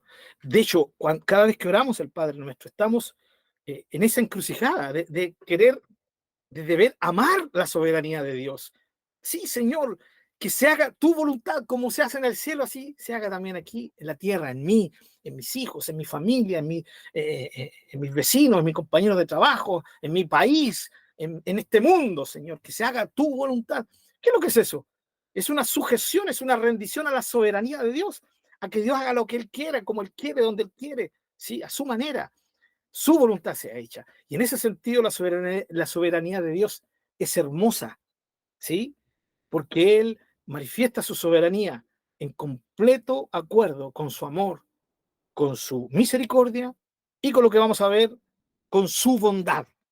Hermanos queridos, Dios es un ser por esencia bueno. En varias redes de amigos, yo hoy día ya casi no ocupo, solamente ocupo el WhatsApp, pero cuando tuve algunas redes como Facebook, por ejemplo, me llamaba la atención que muchos cristianos se saludaban con una frase que decían, a ver cómo era, que sale en una película, ¿no? Sale, Dios es bueno siempre, ¿ya? No, Dios es bueno todo el tiempo. Y el otro responde, todo el tiempo bueno es Dios. No sé si, creo que, bueno, sí, eso salía en una película, ¿no? En la famosa película que se llamaba Dios no está muerto, ¿no? No sé si es la 1, la 2, la 3, porque son una trilogía, ¿ya? Y sale, y se dio como esa moda, ¿no? Tú ibas, saludabas a alguien y le decías, Dios es bueno todo el tiempo, ¿ya? Y tú tenías que responder al revés, la frase al revés, todo el tiempo Dios es bueno, es Dios, ¿no? Ya, no sé si alguna vez lo escucharon, lo vieron, ya un amigo mío una vez me lo dijo, entonces estaba esperando que yo le respondiera, yo no, justamente en ese momento yo no había visto la película, así que no tenía, aparte que no tenía idea que era una moda, ¿ya? No es malo, solamente estoy haciendo referencia a esto, porque la bondad de Dios es bueno que esté en nuestros labios, ¿no? Pero volvemos aquí al mismo punto de la misericordia, al mismo punto del amor, la bondad de Dios. La bondad de Dios es una manifestación de su esencia, es como Él es, pero jamás está en contradicción a otro de sus atributos. Por lo tanto, la bondad de Dios jamás va a estar, ¿sí?, reprochando o actuando en contra de su justicia. Nunca jamás. ¿Ya? O sea, la bondad de Dios no se manifiesta por sobre su justicia. ¿Ya? Por lo tanto, cuando Dios aplica su justicia, Él no deja de ser bueno, Él sigue siendo bueno. Él siempre es bueno. Pero Él requiere manifestar, ¿sí?, su justicia en ciertos momentos. Ahora, en el caso de nosotros los creyentes, por supuesto, la justicia es producto del amor de Dios. La justicia de Dios actúa por bondad a nosotros, especialmente cuando se refiere que Dios nos castiga, ¿ya?, o Dios nos disciplina. Con respecto a esto, mis queridos hermanos, otra división dentro de de los hijos de Dios, ¿no? Hablando de tantas, ¿ya? Este es otro tema.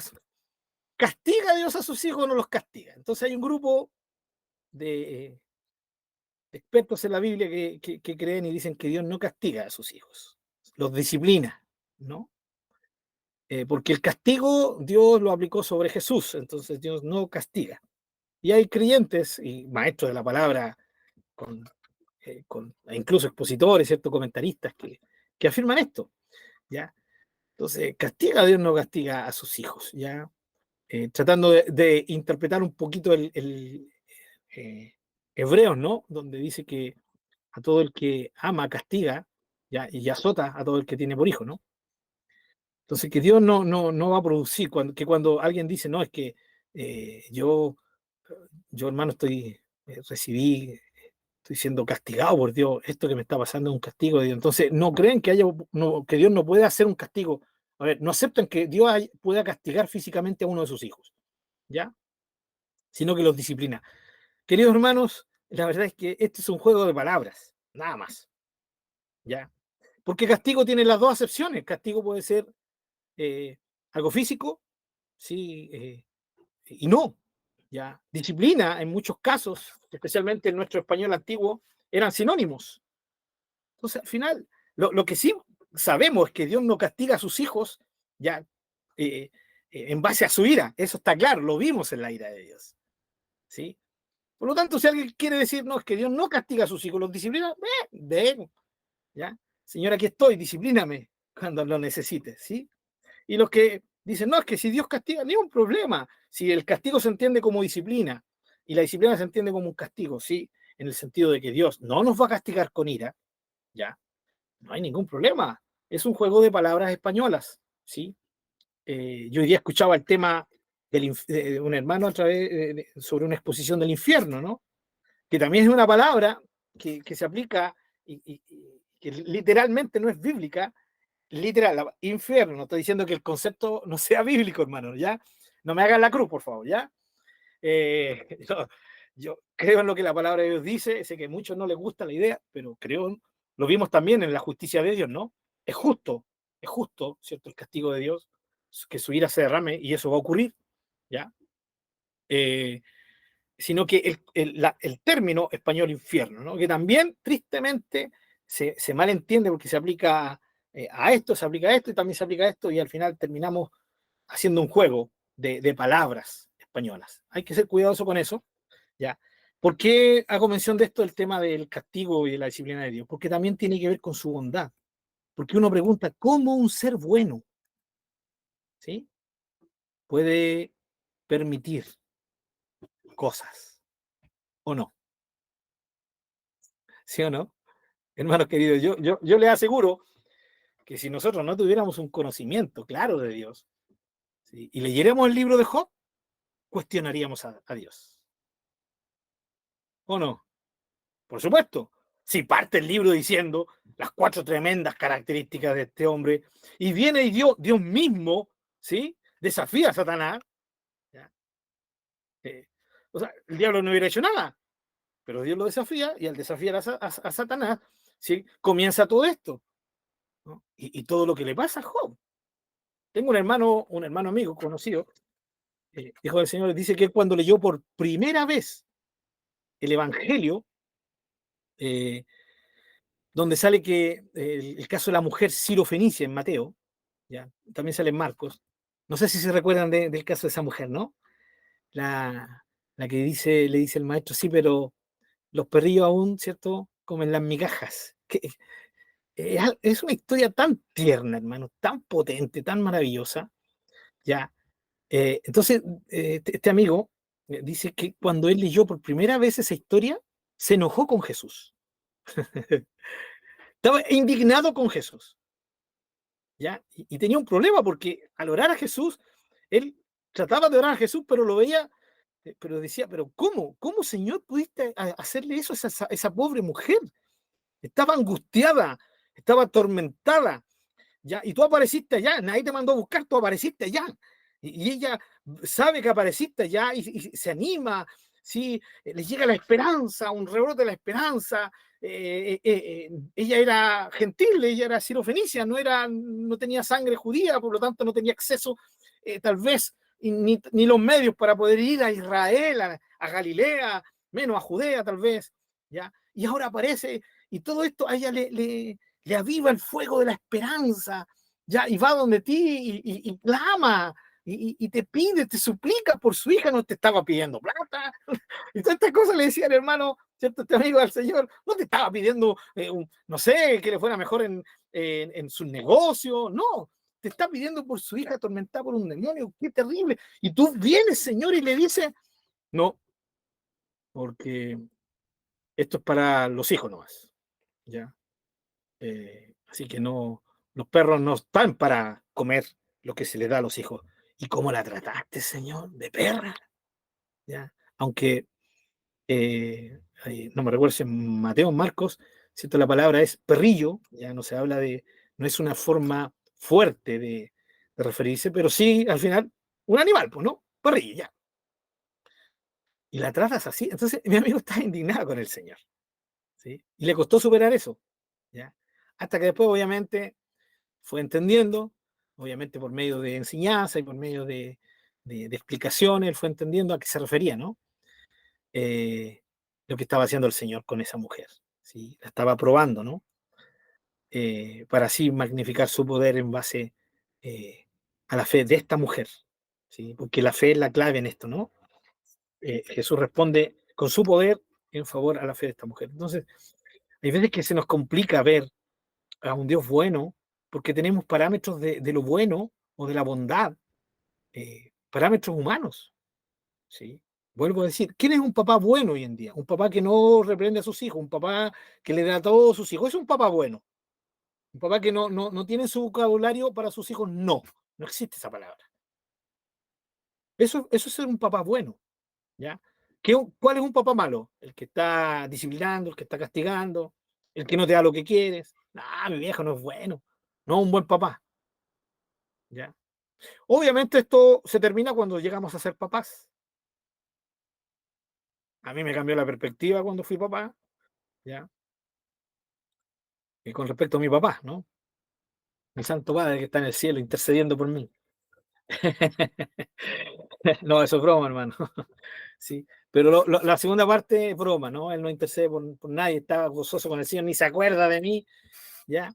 Está embobado con el Señor Jesús arriba, esperando su resurrección, como el de todos los hijos de Dios que han partido. Pero lo primero sí es verdad, ¿no?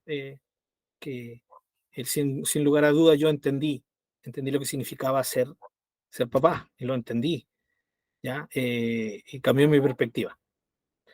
Bien, así que la bondad de Dios no se manifiesta como secularmente se cree que es alguien bueno, ¿ya? Imagínense hoy día en el contexto de ser bueno. Con mucho respeto voy a hacer alusión a lo que voy a tocar, hermanos queridos. La Teletón, ¿sí? La expresión, wow, dio tantos millones, ¿no? Qué buena es esa persona. Cuando alguien hace un acto benéfico, qué buena es esa persona, qué bondadosa es esa persona, ¿ya? Pero solo Dios conoce el corazón y la intención por el cual las personas dan o hacen un acto benéfico. Lo maravilloso de Dios, queridos hermanos, es que en Él no hay absolutamente ninguna doble intención en sus actos. Él es, y solo Él, es puramente bueno. Su bondad se manifiesta soberanamente. ¿Qué significa esto? Lo mismo que con el amor y la misericordia. Al saber que la soberanía de Dios manifiesta su bondad, actúan ya absolutamente en equilibrio, en perfecta unión, significa que Dios no es bueno con alguien porque esa persona lo merezca. No es bueno porque él tiene que retribuir algo. No, él es bueno por su esencia. ¿Sí? Y nos podemos acercar a él sabiendo que nuestro Dios es bueno, bueno. Como dijo antiguamente, se citaba mucho al guasito, ¿no? El Señor es bueno como el pan, ¿sí? En su contexto, para él no había nada más bueno que el pan, ¿no? Pero para nosotros se extiende, podemos saber Dios es bueno como que al final lo podríamos comparar con muchas cosas, pero Dios supera todo aquello. Por eso el salmista, alaben al Señor, porque Él es bueno. Y aquí vemos, mis queridos hermanos, la razón para alabarlo. Pero fíjense, ¿cuál es la perspectiva del ser humano? Dios es bueno porque me ha dado esto, ¿sí?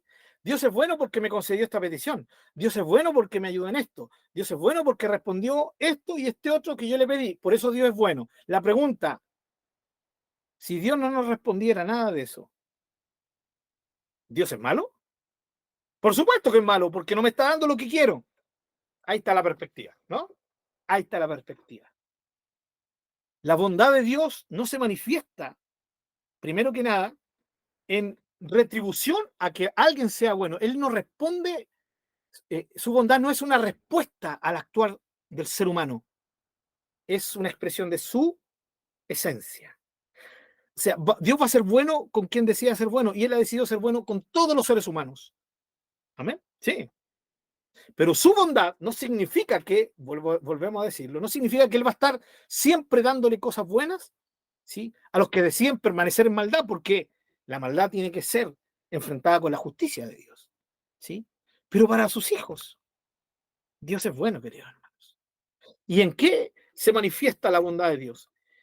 No siempre se manifiesta en que Dios nos dé ahora lo que le estamos pidiendo, sino que se refiere en que todo lo que Él hace con nosotros nace de su bondad. Es bueno. Lo que me está pasando es bueno. Ahora, Sé que es complicado, hermano. Voy a tomar el caso de mi hermano Daniel, de mi hermano José. Yo alabo al Señor por lo que nos contó Pastor Raúl. Es maravilloso, ¿no? Verlo sirviendo al Señor. Y aquí tenemos también una testigo, otra testigo de esto, mi hermana Sandra. Y de rebote su esposo, mi hermano Marcelo, porque nuestro hermano Marcelo comentó la otra vez que le dijo, Señor, tú dijiste, no es bueno que el hombre esté solo, así que no te la lleves. Señor, por favor, no quiero un no por respuesta. ¿Ya? Es diferente decir no quiero un no por respuesta a decirle no, no me puedes decir que no, ¿no? ¿Sí? Decirle lo que uno quiere es otra cosa. Imponerle a Dios es otro tema, ¿no? Entonces, sabemos lo que ocurrió con nuestra hermana Sandra, ¿no? El cáncer nunca va a ser una bendición. En el sentido de que, oh, qué lindo, tengo cáncer. No, es un golpe fuertísimo en todo sentido, hermanos queridos. Pero no solamente el cáncer, sino tantas otras enfermedades. Y no solamente enfermedades, sino situaciones, mis queridos hermanos. Yo no sé, porque no lo he experimentado, pero no sé cómo fue que reaccionaron los cristianos del primer siglo. Hace poquito habían conocido al Señor, ya la iglesia primera en Israel, ya Dios manifestando un tiempo hermoso de iglesia donde todos lo tenían en común, donde se reunían, donde pasaban juntos, donde crecían, donde dedicaban tiempo de calidad a orar juntos, a leer, a aprender de los apóstoles la enseñanza del Señor, y todo eso tan bonito, ¿no? Y de repente, ¡pum! ¿Sí? Una persecución. ¿Sí? Muere Esteban y se desbanda la persecución. O sea, ¡pum! Tuvieron que dejar casas, tuvieron que dejar familias y salir arrancando. Hermano, ellos salieron arrancando, preservaron su vida. Que eran cobardes. Es fácil decirlo de este lado de la calle, ¿no? No, todo lo contrario. Ellos demostraron su fidelidad al Señor y eso no tenía nada que ver con que no salieron arrancando, protegiendo su vida. Todo lo contrario. A medida que iban avanzando, iban hablando de Jesús a otros. Pero la pregunta es, no es fácil ver a un Dios bueno en estas circunstancias, hermanos. Yo entiendo. Después viene, ¿no? Pero cuando viene la noticia y nos golpea, no es fácil ver a un Dios bueno. Pero la Biblia dice que Él es bueno. ¿Qué significa esto? Que aún eso que Él permite que en apariencia y bajo nuestra perspectiva es dañino, hay un propósito y ese propósito nace de su bondad. No es malo, ¿ya? Jamás olvidando de que la perspectiva de Dios nunca es final aquí en la tierra. Dios siempre nos proyecta hacia estar con Él. Hermana Sandrita, no sé si usted o hermano Marcelo había levantado la mano. Hermano Marcelo, por favor.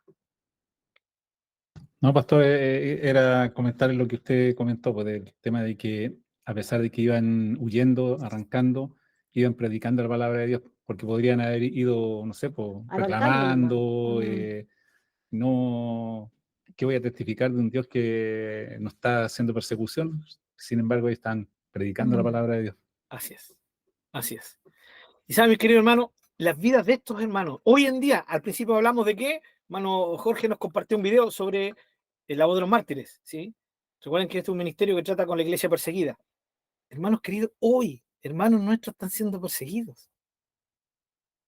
Y no son gente que está en contra de la enseñanza de que Dios es bueno. Ven aún en eso, ven la bondad de Dios. Y eso es un traste para nosotros, para los que no estamos siendo perseguidos, ¿no? Hay tantas experiencias, mis queridos hermanos, que hoy están viviendo, ¿sí? De gente que está siendo de una u otra manera golpeada por su cristianismo. Ya, dentro del calendario que les comenté, sale una familia, son tres lolitos de como 11 años, serán los hijos, el papá y la esposa, ¿ya? Los 5 arriba de una moto, los 5 arriba de una moto, ¿ya? Allá por allá en Pakistán, hermanos, imagínense, en Pakistán, ¿no? Con mochilas. ¿Qué es lo que llevan en esas mochilas? Biblias, ¿ya? Ellos no son misioneros de otras naciones que se han ido para allá. Ellos son creyentes pakistaníes, ¿sí? Ahí llevando en su mochila los 5 ahí, yo no sé cómo todos caen en la moto, ¿ya? Pero bueno, eso es muy dado en la India, en Bolivia, en Perú, en muchos lugares, ¿no? Acá en Chile no, usted sabe que parte, ¿no? Pero en esos países hay libertad. Acá no. ¿Ya? Y los 5 van y tan felices, los 5 sonriendo porque van a partir a entregar Biblias en lugares donde saben que ellos tal vez van a sufrir golpes, ya rechazo, no solo psicológico, sino físico. Sin embargo, van dispuestos a entregar una Biblia, ya Biblia de estudio a las iglesias que se están formando. Y ellos, a pesar de todo, que no tienen tantas cosas que nosotros tenemos, ellos ven a Dios en su bondad. Entonces, el punto aquí es, ¿cómo reconocemos la bondad de Dios? Los occidentales estamos tan gorditos, ¿ya? No me refiero físicamente, ¿ya? Sino estamos tan satisfechos, tan llenos con tantas cosas buenas, que nuestra sociedad nos permite tener, ¿ya? Que reflejamos la bondad de Dios siempre a ese nivel, a un nivel de sobreabundancia. Entonces, cuando comienza a bajar la sobreabundancia a solo abundancia o baja de abundancia a comenzar un poco de escasez, el cuestionamiento tiende a aflorar. Pero no nos damos cuenta que Dios es bueno siempre y que eso que no logramos entender, que es lo que Dios está permitiendo, tiene una perspectiva que está respaldando eso de bondad. ¿Ya? Y ese es el problema que nosotros no logramos ver. Pero por eso la fe es necesaria para conocer a Dios. Señor, mi circunstancia me dice que no hay bondad en esto. Pero tu palabra me dice también, ¿sí? Perdón, mi razonamiento me dice que en esto no hay bondad. ¿Cómo te puedo ver como un Dios bueno? Pero tu palabra me dice que tú eres bueno y que puedo creer y decido creer que en esto hay bondad tuya. No la logro ver, pero está ahí. ¿No es eso la fe? ¿No es la fe creer sin ver? Y con eso honramos a Dios. Lo honramos de verdad. Lo honramos de una forma y lo adoramos de una mejor forma que cantándole una cancioncita. No estoy diciendo que no le cantemos una cancioncita, pues si la cancioncita se la cantamos con todo el corazón, nuestra adoración fluye en la presencia del Señor. Yo estoy diciendo que muchas veces es más linda una reacción de fe, ¿sí? Ante una situación que aparentemente no nos está mostrando un Dios bueno, pero nosotros reaccionamos diciendo, Señor, no lo entiendo, pero sé que tú eres bueno. Y aquí es donde entra la famosa frase que yo les decía, sacada de la película. Porque es re fácil decir cosas solo por decirlas, ¿sí? Es decir, hermano Jorge, Dios es bueno, ¿cómo era? Ya se me olvidó, ¿eh? Todo el tiempo, eso. Y que el hermano Jorge me responda, todo el tiempo, bueno es Dios, ¿sí? Que se vuelva un saludo, como el Dios te bendiga, no tiene sentido, ¿no? ¿Para qué? Pero si lo sentimos y lo estamos experimentando, y cada vez que lo decimos, están haciendo el corazón, diciendo, Señor, sí, sí, hermano, Dios es bueno todo el tiempo. ¿Sí? Wow, eso es potente, mi querido hermano. Vamos a ver los versículos. Obviamente, si usted tiene tiempo de escudriñar y buscar versículos, tal vez haya un versículo de esos que le gusta, que hablen sobre la bondad de Dios para la próxima semana. Bienvenido sea. Vamos a ver, por supuesto, los versículos en la palabra del Señor la próxima semana, que tienen que ver con la bondad de Dios.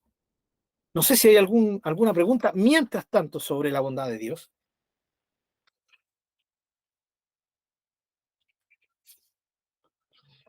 Para poder proyectarla para la próxima semana o verla ahora, ¿no? Termino diciendo lo siguiente, mis queridos hermanos. Me llama la atención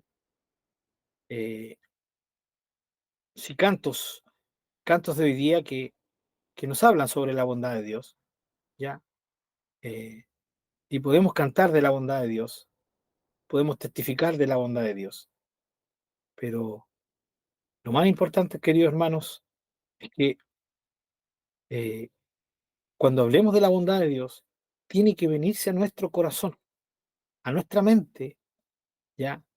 El acto más maravilloso de la bondad de Dios. Recuerden que la bondad de Dios, al ser soberana, no se basa en nuestros actos, es por su esencia, ¿no? Por lo tanto, la bondad de Dios no es algo que merezcamos, ¿ya? No lo merecemos. Sin embargo, ahí está la bondad. Entonces, ¿qué me llama la atención? Me llama la atención que hayan cantos que nos sirven para alabarlo, alabar su bondad, pero hay veces que justamente en algunos cantos, ¿ya? Pareciera que se da el sentido relajado de una bondad, ¿sí? Eh, y yo les quiero animar a que cada vez que usted cante algo sobre la bondad de Dios, bueno, el ejercicio se hace con todos los atributos de Dios, ¿no? Es porque sepamos realmente que lo que estamos cantando nace porque estamos completamente convencidos de que el Dios que tenemos es un ser bueno. Eso creo firmemente que lo tenía claro el escritor del Salmo 136. Alábenlo porque Él es bueno y porque para siempre es su misericordia. Amén.